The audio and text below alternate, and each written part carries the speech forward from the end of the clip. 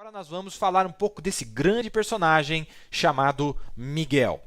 Ora, nós teremos que recorrer ao livro de Daniel, pois o livro de Daniel retrata dois grandes arcanjos, não é?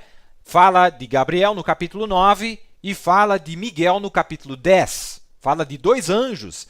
Daniel, um profeta, viu dois anjos. Ele viu Gabriel e ele viu a Miguel. Um profeta chamado Daniel viu esses dois arcanjos e viu eles, realmente os viu, teve experiência com esses dois arcanjos. No capítulo 9 de Daniel, você vê Gabriel vindo a Daniel. No capítulo 10, nós vemos Miguel sendo citado. Então, é impossível falarmos desse assunto sem passarmos por Daniel capítulo 10. Dá uma olhada aqui no capítulo 10. Ele está falando da experiência que ele teve no capítulo 10. E eis que uma mão me tocou, não é? Deixa eu ver aqui. Eis que uma mão me tocou e fez que me movesse sobre os meus joelhos e sobre as palmas das minhas mãos, não é? E me disse, Daniel, o homem muito amado, está atento às palavras que eu vou te dizer? Esteja atento às palavras que te vou dizer e levanta-te sobre os teus pés. Porque eis que te sou enviado, e falando ele comigo, esta palavra eu estava tremendo. Então me disse, não temas, Daniel, porque desde o primeiro dia em que aplicaste teu coração a compreender e a humilhar-te perante o teu Deus, são ouvidas as tuas palavras, e eu vim por causa das tuas palavras. Mas o príncipe do reino da Pérsia se pôs defronte de mim 21 dias, e eis que Miguel, um dos principais ou dos mais importantes príncipes, estou pegando da King James, um dos principais ou dos mais importantes príncipes veio para me ajudar. E eu fiquei ali com os reis da Pérsia.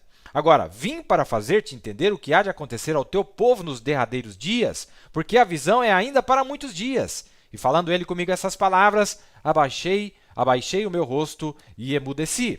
E eis que uma como a semelhança dos filhos dos homens me tocou aos lábios. Então abri a minha boca e falei e disse àquele que estava diante de mim, Senhor meu, por causa da visão, sobrevieram-me dores, e não me ficou força alguma.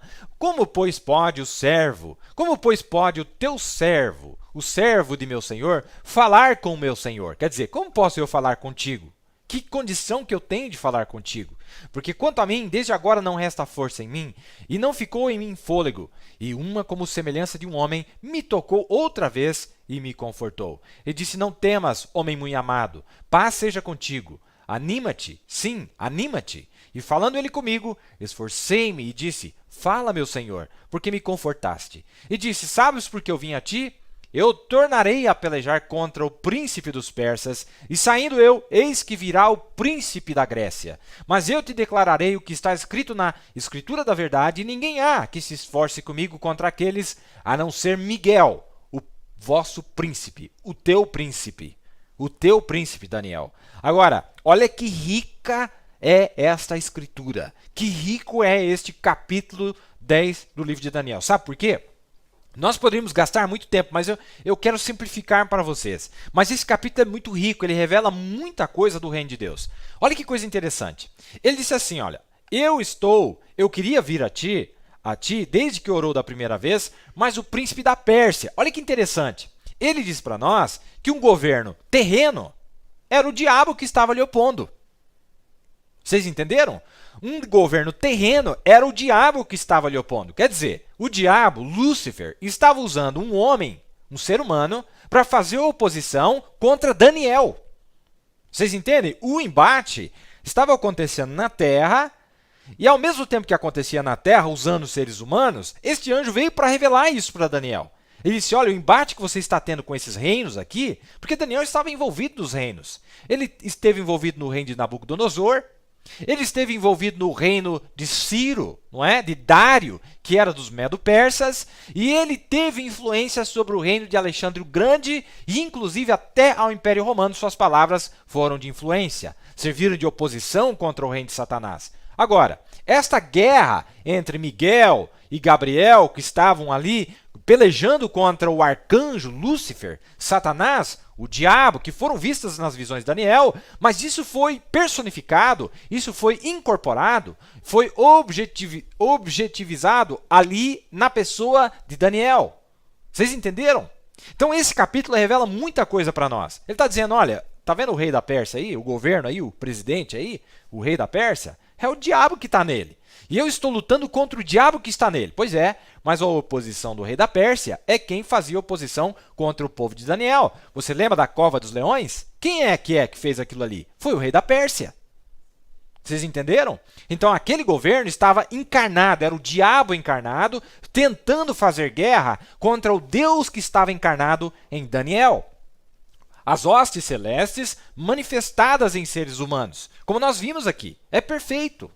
Mas, olha, é tão rico esse texto, meus amados, é tão rico. Veja, Apocalipse, ou Daniel 9, melhor dizendo, e Daniel 10, mostram dois arcanjos, e chama ele pelos nomes, pelos seus devidos nomes, Gabriel e Miguel.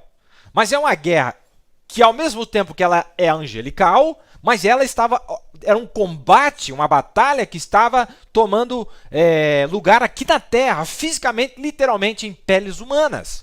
E estava se tornando uma guerra física, a tal ponto que Daniel estava sofrendo uma perseguição física, literal, na cova dos leões, na fornalha ardente. Quem era que estava fazendo aquilo contra o povo de Deus? Sadraque, Mesaque e Abednego. Era o diabo, era Lúcifer. Vocês entendem? Então, essas hostes celestes, esses principados, esses príncipes, essas hordes celestiais, elas se encarnam em seres humanos. Mas um anjo, um arcanjo pode usar um ser humano?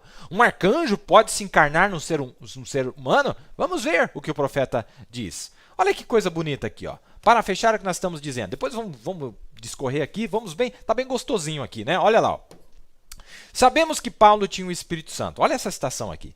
Vocês creem nisso? Bem, quando ele esteve 14 dias e noites sobre o mar, sem nada de lua ou de estrelas, estava tudo escuro, e quando ele desceu para a plataforma da popa para orar, ele voltou e disse aos homens: tendes bom ânimo, pois o anjo de Deus, do qual sou servo, veio a mim na noite passada e disse: não temais, Paulo. Está certo isso aí?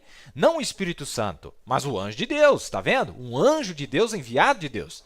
O João Revelador, todo o livro de Apocalipse, quando foi escrito, ele disse: eu tenho enviado o meu anjo, né? Apocalipse 1, verso 1. Jesus disse, e João caiu a seus pés para adorar o anjo, mas o anjo disse: levanta-te, adora a Deus. Vejam, um verdadeiro anjo de Deus não aceitaria ser adorado. Ele disse que ele era dos profetas e era de seus conservos, que havia sido enviado para notificar essas coisas. Portanto, seres angelicais são seres ordenados por Deus para vir à terra e dar testemunho de Deus, e eles operam através de seres mortais. Assim como eles fizeram através de Daniel e lá atrás, através das eras lá, eu creio nisso de todo o meu coração. Viu aí? Ele citou o que nós acabamos de ler? Onde que estava operando aquele arcanjo? No profeta.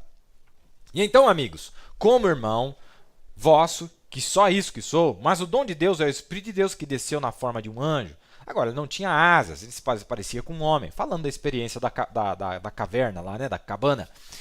Ele caminhou desse jeito, ele caminhou no piso, caminhou tão normal quanto qualquer homem, e fala igual qualquer homem. Ele vem vez após vez pelo quarto em lugares diferentes quando eu estou jejuando e orando.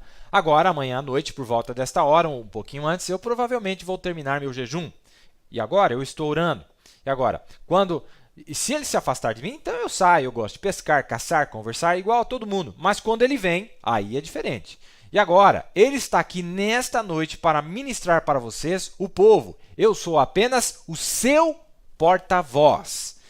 E todo mundo tem a certeza disso. Adorem a Deus e deem a Ele louvor. E sejam humildes. Obedeça a voz do anjo de 1950. Muito interessante isso, não é, meus amados? Muito interessante. Então, nós vamos ver que mesmo esses arcanjos, esses seres de uma ordem muito alta celestial, eles, as suas guerras, quando travam as suas guerras contra outras hordas celestiais, opositórias, eles, tanto do lado de lá quanto do lado de cá, estão usando vasos terrenos.